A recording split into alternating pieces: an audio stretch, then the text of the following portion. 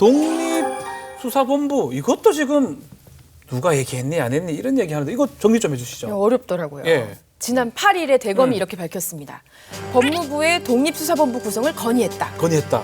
그랬더니 추미애 장관이 단칼에 거절했습니다. 아하. 하루 뒤에 윤석열 총장이 이제 추미애 장관의 수사 지휘를 받아들인다는 취지의 발표를 하면서 네. 이렇게 덧붙였어요. 어제 우리가 법무부의 독립수사본부 구성을 건의했다고 밝혔는데 이렇게 공개 건의해달라고 법무부가 요청한 거다. 그리고 독립수사본부 설치도 법무부가 먼저 제안했다. 이겁니다. 이야. 그러자 법무부도 반박했습니다. 예. 대검 측에서 먼저 요청이 있어서 실무진이 검토는 했지만 장관까지 보고된 건 아니다. 그러니까 지금 주장이 맞서고 있어서 이게 초식 싸움 같네요, 맞습니다. 진짜로. 와. 네.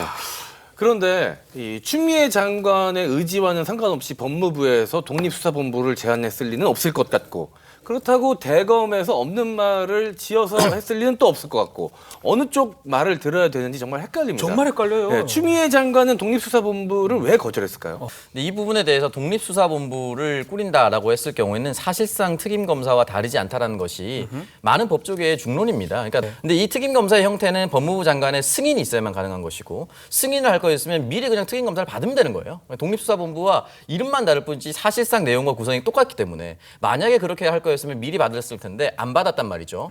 그래서 추미애 장관은 아마 이 부분을 보면서 몇 가지를 느꼈을 겁니다.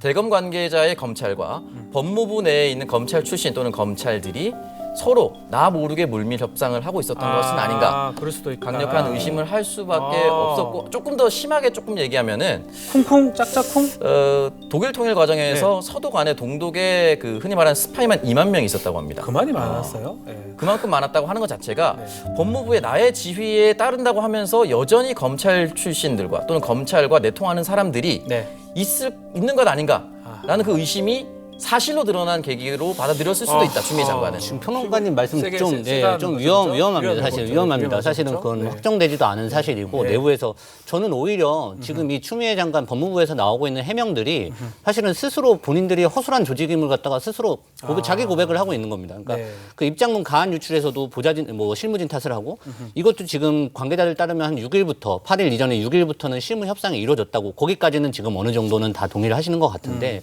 이 엄중한 상황을 가지고서 실무진이 만약에 장관에게 보고가 안 됐다. 그럼 이건 사실은 실무진들이 스파이다라고 할 게 아니라 장관이 제대로 조직을 장악하지 못했다고 또 이럴 비난을 수도 받아야 있겠네요. 되는 문제이기 네. 때문에 참 복잡하네요. 독수공방, 뭐죠?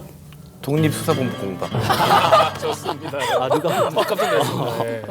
독수공방도 문제지만 네. 또 가한이 유출됐다. 이것도 또 사실 문제가 많이 됐어요. 8일에 추미애 장관이 윤석열 총장이 독립수사본부 건의를 거부한다고 네. 언론에 알림 메시지를 보냈습니다. 2시간쯤 뒤에 열린 네. 민주당 최강욱 대표가 페이스북에 법무부가 배포한 것과는 좀 다른 알림 메시지를 올렸다가 삭제했습니다. 어허. 이게 발단입니다. 네. 야당인 이제 통합당에서는 일종의 가안이 있다. 권한이 없는 최강욱 대표에게 유출됐다. 더 나쁜 국정농단이다. 이런 입장이고요. 네. 공무상 비밀 누설죄를 들어서 관련자 징계와 처벌을 요구한 상태입니다. 논란이 커지니까 추미애 장관이 직접 이제 대화 내용 같은 걸 캡처해서 해명하기에 나섰는데 네. 추 장관이 지시한 메시지는 법무부 텔레그램 방을 통해서 공유가 됐고 이후에 법무부 간부들이 만든 별도 메시지가 올라와서 네. 추 장관이 본인이 지시한 것과 별도의 메시지가 올라오고 둘 다 좋다. 둘 다 좋다. 이렇게 공개 승인을 했다고 가안은 없었다고 이렇게 해명을 했습니다. 이게 다른 시각도 좀 있는데요. 어떤 거죠? 추 장관의 비서진, 보좌진 쪽에서 그냥 좀 성급히 먼저 돌렸다. 이게 핵심 아니냐. 오히려 이런 법적 관계자 어쨌든지 간에 지금 보이지 않는 기구가 있는 게 아니냐. 또 통합당에서 최순실 사건이다 이거. 봐요? 진짜 그렇게 봐요?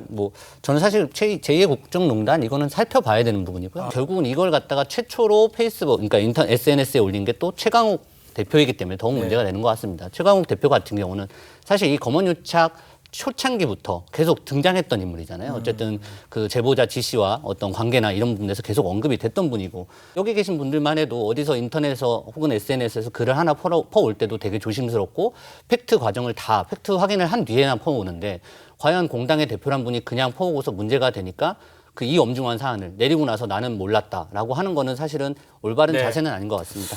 팩트하게 나지 않고 SNS 올린 오창석 평론가님. 네.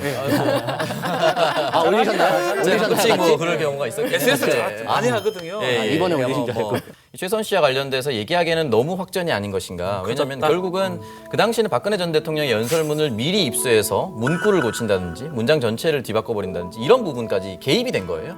그러니까 빨리 받았다라고 해서 국정농단이다라고 얘기하기까지는 좀 어렵고 시점도 맞지 않았던 것이 법무부 알림이 이제 7시 때였고 네. 최강욱 대표가 이제 올린 것이 10시 때였습니다. 그러니까 시간 자체도 만약에 6시에 올렸다. 이러면 뭐 사전 유출이라든지 차이 꽤 나네요. 이런 부분이 있을 수가 있겠지만 시간이 이미 거의 한 3시간 뒤에 올렸기 때문에 그런 부분에 있어서는 뭐 사전 유출이라든지 뭐 국정농단까지 비화하기엔 좀 무리가 따르다고 봅니다. 네. 자, 그러면 이번 일이 검찰 개혁하고는 어떤 관계가 있는지, 특히 공수처 같은 경우는 아직 설치 여부가 불투명해요. 아, 반대하죠, 미래통합당은. 네, 아직까지는 좀 반대하는 입장입니다. 그리고 명확하게 애당초 공수처법 통과 자체가 사실은 협의가 안 된 상태에서 일방적으로 통과가 됐기 때문에 그 이후에 대한 부분도 사실은 더 논의를 해야 된다는 입장입니다. 자, 검찰 개혁에 미치는 영향 어떻게 보십니까?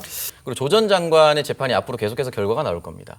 사실상 저인망식 수사, 모든 걸 털어내는 수사를 했단 말이죠. 근데 이 결과가 만약에 무죄로 나왔다. 지금 정경심 교수에 대해서는 사실상 무죄가 나온 거 아니겠습니까?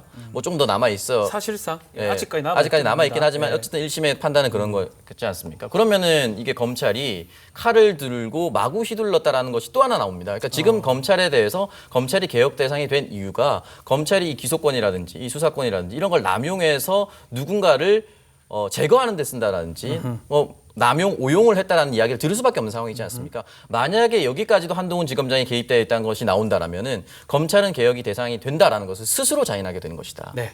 국민들 보기에 과연 이 검찰과 법무부의 갈등이 도대체 무슨 의미가 있으며 국민 삶과 어떤 직결된 문제가 있는지 한번 고민을 좀 추미애 장관이 해봐야 되지 않을까.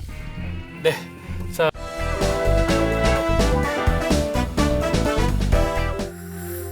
OBS